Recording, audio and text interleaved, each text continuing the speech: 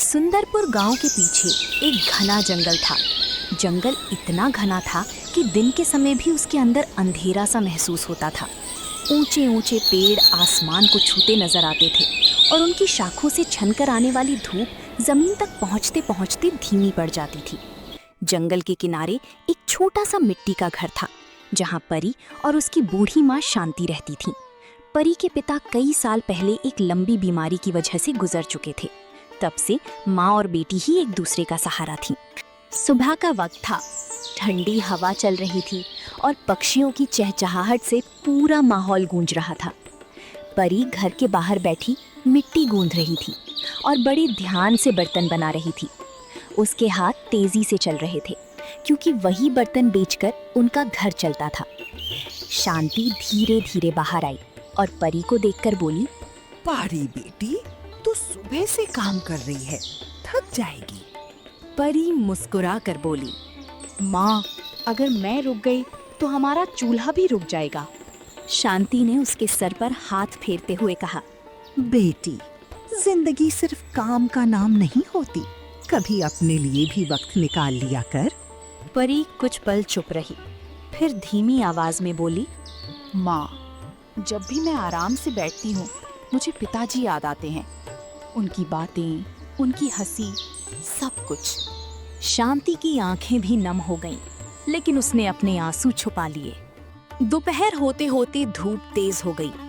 परी कुएं से पानी भरकर वापस आ रही थी कि उसकी नजर जंगल की तरफ गई। उसने देखा एक लड़की लड़खड़ाती हुई उसकी तरफ आ रही थी। उसके कपड़े धूल से भरे हुए थे और चेहरा थकान से पीला पड़ चुका था। लड़की घर के पास पहुंचते ही गिरने जैसी हो गई। परी दौड़कर उसके पास गई। अरे, तुम ठीक हो? क्या हुआ तुम्हें?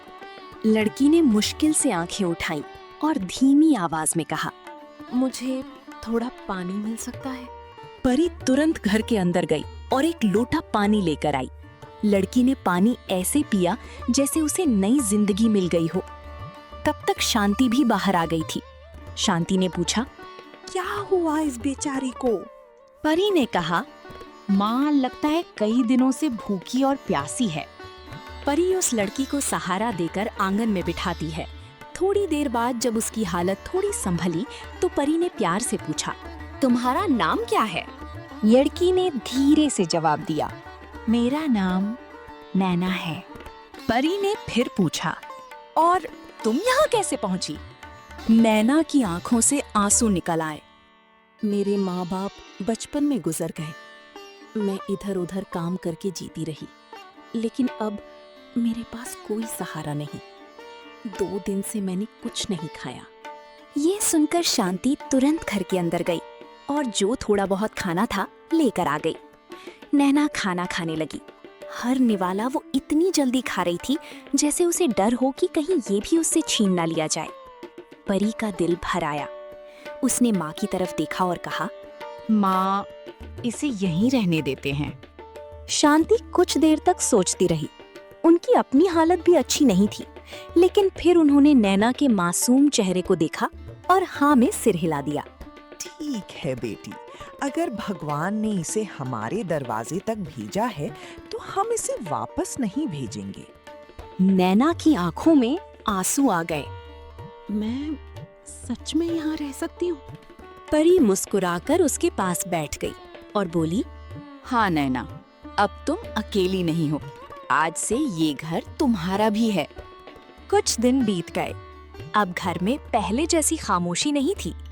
नैना घर का हिस्सा बन चुकी थी। एक सुबह परी ने देखा कि नैना ने रोटियां बनाई हैं। कुछ जली हुई थी और कुछ टेढ़ी मीठी। परी हंस पड़ी, ये रोटी है या कोई नक्शा? नैना भी हंसने लगी।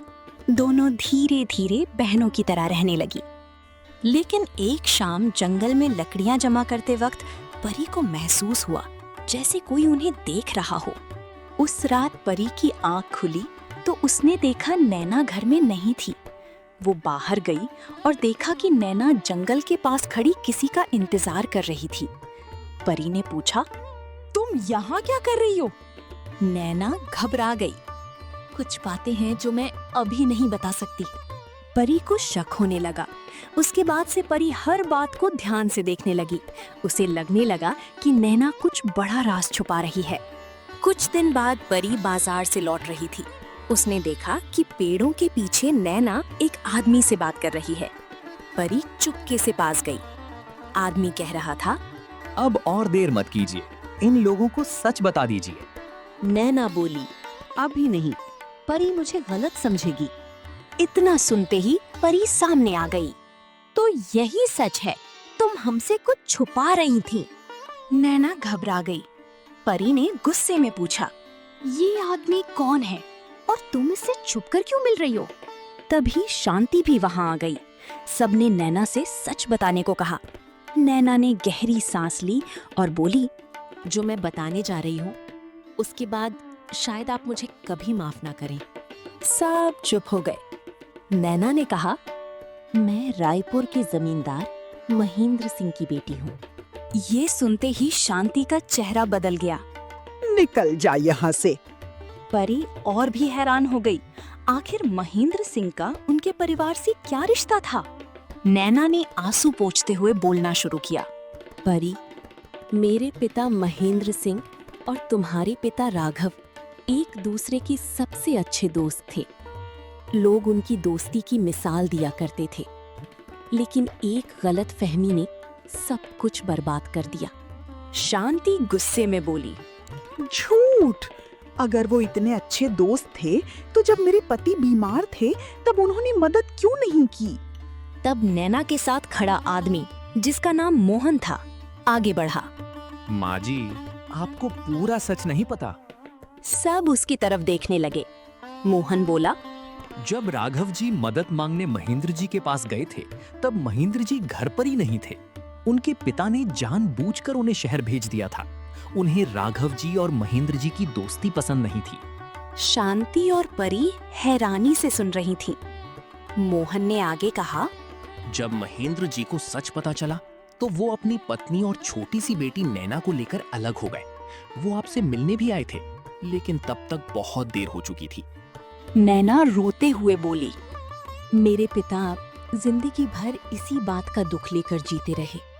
वो हर वक्त आप लोगों की बात करते थे।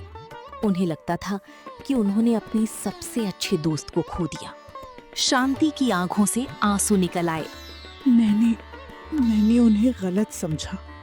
परी ने माँ का हाथ पकड़ लिया। शांति ने नैना से कहा, मुझे माफ कर दे बेटी। मैंने तेरे पिता से नफरत की और उस नफरत में तुझे भी ठुकरा दिया। नैना ने तुरंत उनके हाथ पकड़ लिए।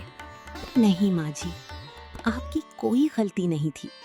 आपने जो देखा और झेला, उसके बाद आपका गुस्सा बिल्कुल सही था। परी की आंखें भी भर आई थीं। उसने नैना की तरफ देखा और कहा, मैं भी तुम्हें गलत समझती रही। मुझे लगता था तुम हमसे झूठ बोल रही हो।